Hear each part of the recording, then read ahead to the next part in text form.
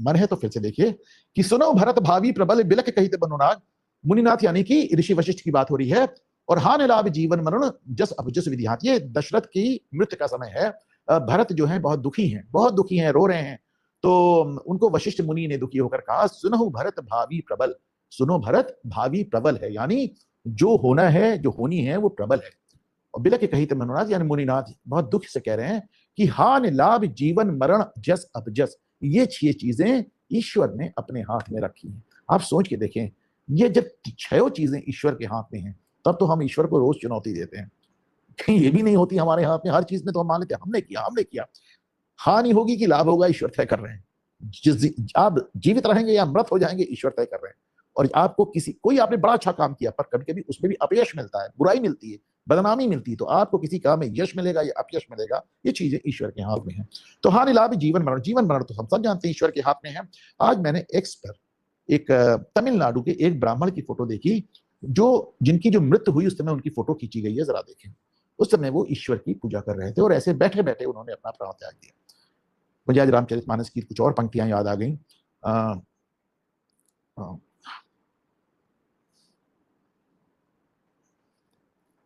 क्या था कि वो जन्मत मृत दुसह दुखदा है, मतलब जन्म में और मृत्यु में बहुत कष्ट होता है, इससे कोई बरी नहीं। पर इनको देखिए, एक बार फिर देखिए, इन्हें पता ही नहीं चला ईश्वर की पूजा में किस वक्त इनके प्राण निकल गए होंगे। ये वो संत हैं जिन्होंने मृत्यु के कष्ट को पार कर लिया है। मैं आज भी कहता हूं, जिस व्यक्ति को मृत्यु में कष्ट ना हो, उसको आप मान लीजिए कि उसने बहुत ही संतों वाला जीवन जिया है। क्योंकि मैंने बड़े बड़े बाहुबलियों को बिस्तर पे लेटकर सालों साल, कभी कभी दशकों दशक मृत्यु का इंतजार करते देखा है। इतने बड़े बड़े महारथी अपने हाथ से गिलास से पानी नहीं पी पाते, बैठ नहीं पाते, बेशोर हो जाता है। ऐसे में कोई व्यक्ति, उसे पता ही ना चले और मृत्यु आ जाए। मैं भी किसी ऐसे को जानता हूं, इसलिए कह रहा हूं कि उसे पता ही ना चले और मृत्यु आ जाए, तो मैं समझता हूं कि फिर आप उसको सर्टिफिकेट दे सकते हैं कि उन्होंने सच में संतों वाला जीवन जिया है। या वो, और या एक चीज मैं और आज आप लोगों से कहना चाहूंगा। आपको मालूम है कि मुझे वीर सावरकर की सबसे ज्यादा बात कौन सी अच्छी लगती है?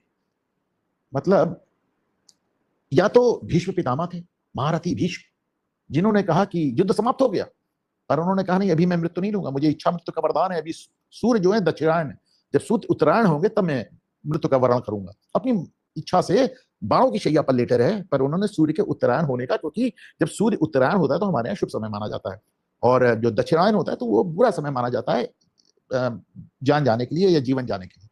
तो अपनी मर्जी से क्या, पर उनको तो राजा शांतनु, उनके पिता का आशीर्वाद था। मैं एक और आदमी का जिक्र करूं, वो जिनके बारे में हम जानते हैं उनको कोई आशीर्वाद नहीं था, पर उन्होंने जब देखा कि मेरा काम इस जिंदगी में पूरा हो गया, अब ऐसा कुछ नहीं, उन्होंने देश को अपना सब कुछ दे दिया। फिर जब उन्हें लगा कि अब मेरे पास इस देश को देने के लिए कुछ नहीं, अब मेरा इस देश में कोई काम नहीं है, सबको बुलाए मिले और उसके बाद बिस्तर पे लेट गए, और तब तक लेटे रहे जब तक उनके प्राण नहीं चले गए। एक हेल्दी आदमी, चलता फिरता आदमी, बिस्तर पे लेट के इच्छा मृत्यु का वर्ण किया। जैन मुनियों के बारे में हमने सुना है कि किस तरह वो इच्छा मृत्यु करते हैं, पर वो तो मुनि है। सावरकर मुनि नहीं थे, पर उन्होंने जब लगा कि हाँ ठीक है, मैं जो कुछ भी इस देश को अर्पित कर सकता था, जो कुछ भी देश को दे सकता था, दे दिया, मेरा काम पूरा हुआ। तो अब जाते हैं, फिर नया जन्म लेकर आएंगे, नया जन्म लेकर आएंगे और नए सिरे से देश की सेवा करेंगे। डूबा सूर्य निकल आया तो मरने वाला कौन है, रंग बिरंगे परिवर्तन से डरने वाला कौन है। तो गोपाल सिंह नेपाली की कविता है। तो वो कहते हैं जहां पे सूर्य डूब के निकल आए, वहां भला कोई कैसे मर सकता है। रंग बिरंगे परिवर्तन से डरने वाले, जो रंग बिरंगा परिवर्तन है, जैसा कि गीता में भगवान ने कहा है कि आत्मा पुराने वस्त्रों को त्याग कर नया वस्त्र धारण करती, वही है। तो सावरकर की बात बहुत जबरदस्त मुझे लगती है, और काश मृत्यु आए तो ऐसे ही आए, जब आपको सब मालूम हो और आप अपनी इच्छा से जाएं, और या फिर ये जैसे संत मुनि बैठे हुए थे कि भगवान की पूजा कर रहे थे, थाली सजी हुई है, हाथ जोड़े और कब चले गए उन्हें पता ही नहीं चला।